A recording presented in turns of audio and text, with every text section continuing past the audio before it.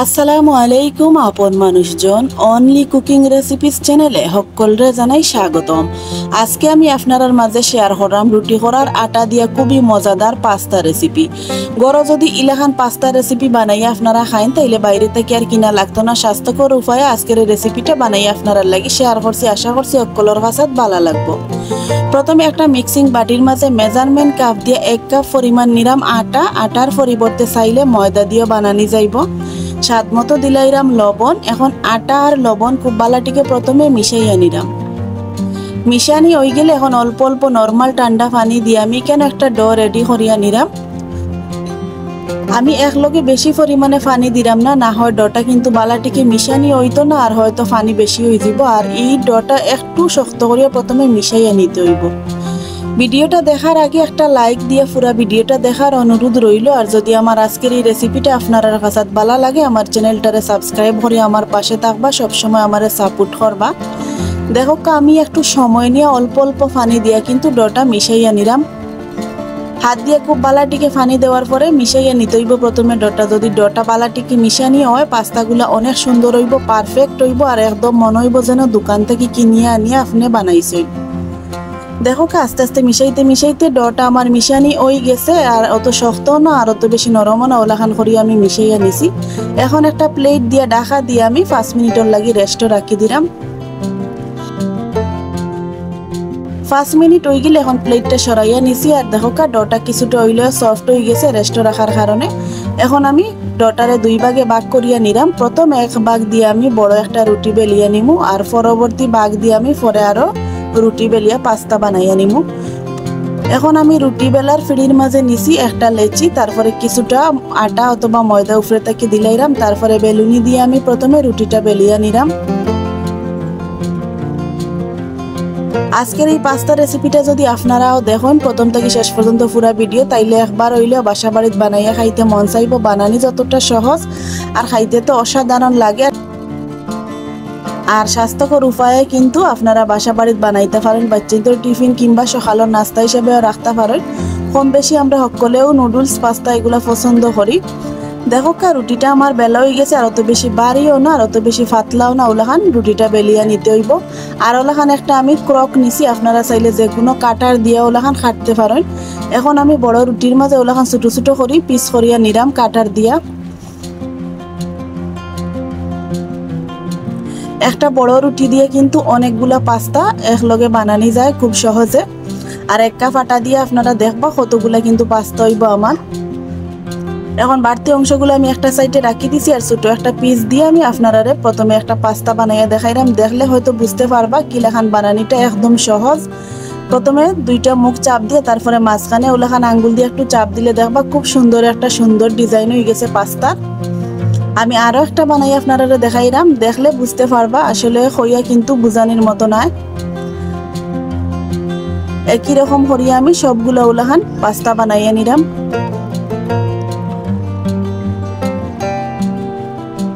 সবগুলা পাস্তা আমার বানানি হয়ে গেছে খুব কম সময়ে, কিন্তু আমি অনেকগুলা পাস্তা বানাইয়া নিছি। দেখুন 2টা প্লেটও আমি আলাদা করিয়া রাখছি।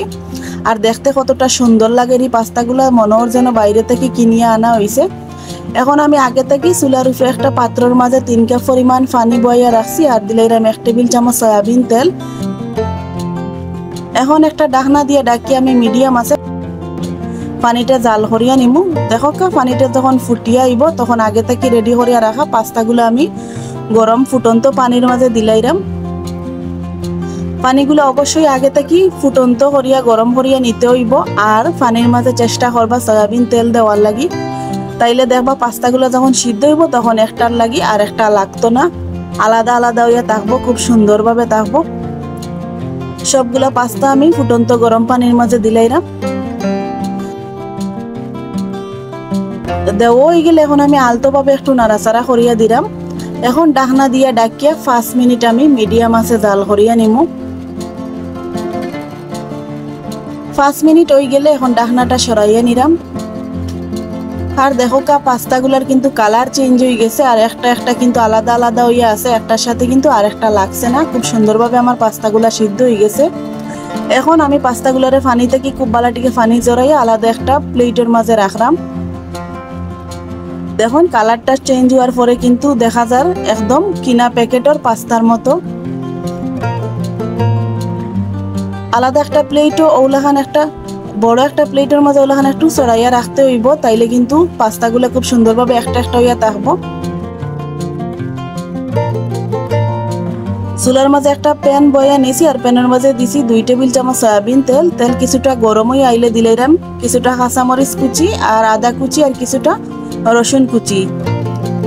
এখন সবগুলারে হালকা তেলও আমি একটু নাড়াচাড়া করিয়া বাজিয়ে নিলাম যাতে কাঁচা গন্ধটা না থাকে।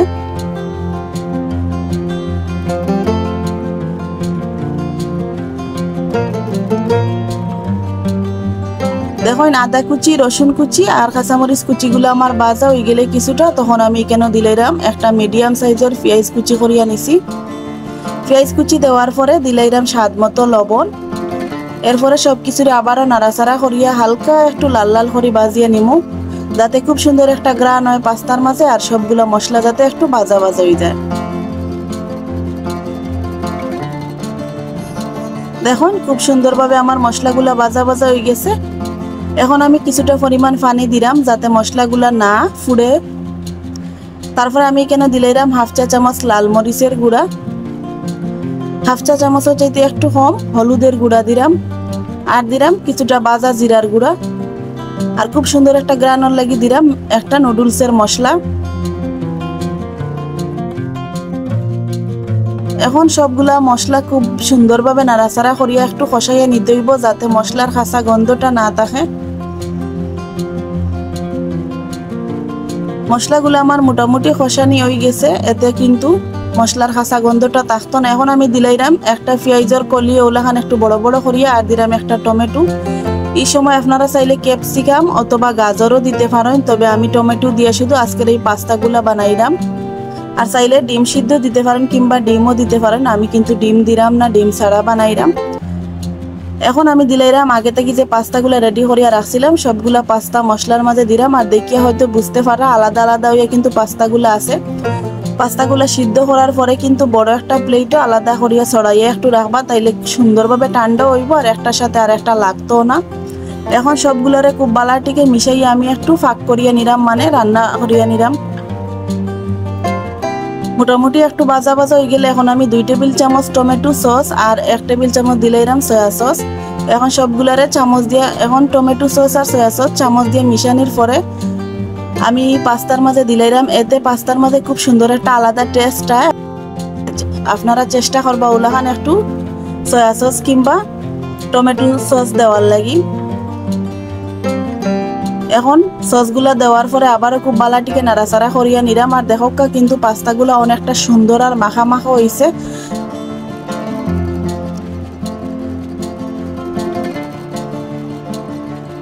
চাইলে আপনারা এখানে লেবুর রসও দিতে পারেন। এখন আমি এখানে দিলাম কিছুটা ধনিয়া পাতা কুচি দেওয়ার পরে আবারও নাড়াচাড়া করিয়া একটু মিশাইয়া নিলাম।